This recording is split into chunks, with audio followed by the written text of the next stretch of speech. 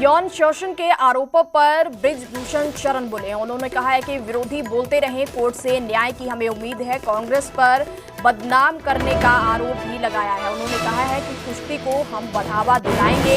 WFI यानी कि wrestling federation of India की कार्यकारिणी बनाई जा रही है। अगले ओलंपिक में कुश्ती में हम ज्यादा मेडल जीतेंगे। तो चरखी दादरी में बृजभूषण सिंह शरण ने बताया है, उन्होंने बयान दिया है कि चरखी दादरी में बृजभूषण सिंह का शानदार स्वागत किया गया है। तो रेसलिंग फेडरेशन ऑफ इंडिया के पूर्व अध्यक्ष रहे हैं बृजभूषण सिंह।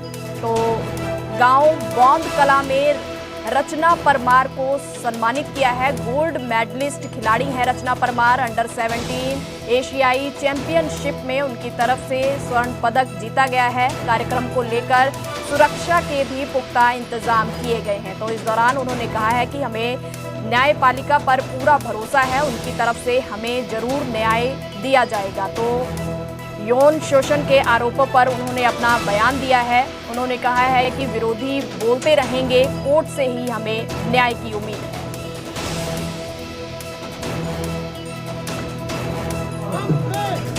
मैंने बोल दिया ना, इतने गहरे घाव कहां से आए होंगे, लगता है तुमने भी दोस्त बनाए होंगे। तो पुरानी परंपरा है यार, सब साफ हो जाएगा। क्योंकि कांग्रेस के लोगों ने बीच में आके इस तरह का सिस्टम किया है यार। कांग्रेस थी, बहुत थी, पूरा दुनिया, पूरा एक समय आता है। देखिए जब खराब समय होता है तो सब लोग आ जाते हैं और धीरे धीरे भुगत भी रहे हैं। ये कांग्रेस पार्टी की सुबह 10 बजे तक सरकार बन रही थी, चले गए।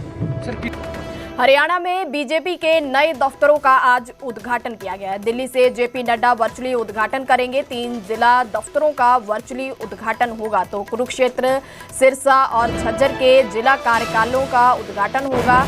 तो अब जिले में बीजेपी के 20 दफ्तर हो जाएंगे। तो उनमें से 3 का उद्घाटन आज जेपी नड्डा के द्वारा वर्चुअली किया जाएगा। तो हरियाणा में बीजेपी के नए दफ्तरों का आज उद्घाटन होगा। दिल्ली से जेपी नड्डा वर्चुअली इनका उद्घाटन करेंगे। 3 जिला दफ्तरों का वर्चुअली उद्घाटन होगा। कुरुक्षेत्र, सिरसा और झज्जर के जिला कार्यालयों का उद्घाटन होगा। तो अब जिले में बीजेपी के 20 दफ्तर होंगे। तो 5:30 बजे यह उद्घाटन होगा।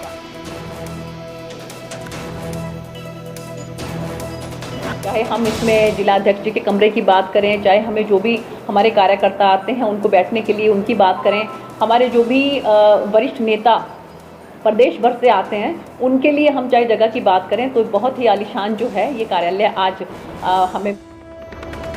अब आगे बढ़ते हैं और बात करते हैं पानीपत की। तो पानीपत के सेक्टर 13 और 17 के स्पा सेंटर में भारी हंगामा हुआ है। मसाज कराने के बाद पैसा नहीं देने को लेकर यह मामला सामने आया है, जहां युवतियों ने युवक को धक्के मारे, उसकी कॉलर पकड़ी। तो युवक ने कॉल करके मौके पर अपने पिता को बुलाया। तो युवक के पिता ने स्पा सेंटर पर भारी हंगामा किया। युवक के पिता ने थाने में युवतियों की शिकायत की। बताया जा रहा है कि सेक्टर 13 का एक युवक स्पा सेंटर में मसाज करवाने गया था। उसने वहां युवती से 1.5 घंटे तक मसाज करवाई, पर जब युवती ने मसाज के पैसे मांगे तो उसने देने से इनकार कर दिया। इसके बाद वहां मौजूद युवतियों ने युवक का कॉलर पकड़ लिया, उसे धक्के मारे और गालियां दी। जब मौके पर युवक के पिता पहुंचे तो भारी हंगामा हुआ। उसने पुलिस को बुला लिया। इसके बाद पुलिस के सामने भी भारी हंगामा देखने को मिला।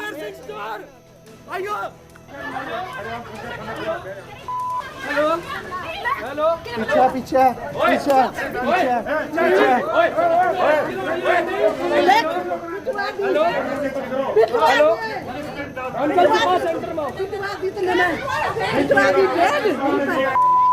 ये मेरी मिसेस को भी मार रही, मेरे बच्चे को भी मार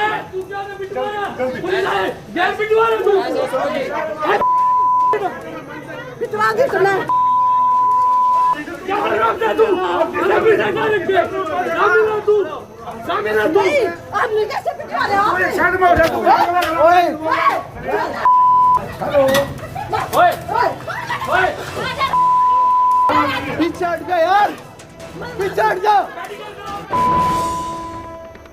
कुरुक्षेत्र के पिहोवा में एसआई से मारपीट का वीडियो वायरल हुआ है। सदर थाने के बाहर एसआई से मारपीट की गई है। वीडियो में एसआई को थप्पड़ मारता हुआ एक शख्स दिखाई दे रहा है। तो मौके पर दूसरे पुलिसकर्मी देखते रहे हैं किसी की तरफ से भी उसे बचाने की कोशिश नहीं की गई। तो जानकारी के मुताबिक थाना सदर पिहोवा के बाहर रात करीब 11 बजे एसआई राजेश कुमार और असमानपुर के एक परिवार के साथ बहस हो गई। परिवार के लोगों ने एसआई पर 7,000 रुपए मांगने और थप्पड़ मारने का आरोप लगाया है। इस पर परिवार के लोग भड़क गए। उनमें से एक व्यक्ति ने एसआई को लगातार 5 थप्पड़ जड़े और यह सब पुलिस के सामने ही हो रहा था। जो एसआई है उसके साथ जो मौजूद पुलिसकर्मी थे उनकी तरफ से सारा तमाशा देखा जा रहा था, पर किसी की तरफ से भी उसे बचाने की कोशिश नहीं की गई।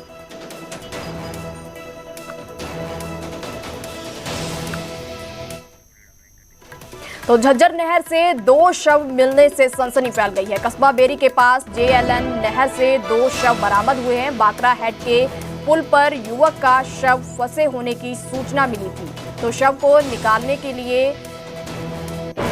वहां गए थे तो पुलिस को शव मिला, तो पुलिस ने एक शव बरामद किया है।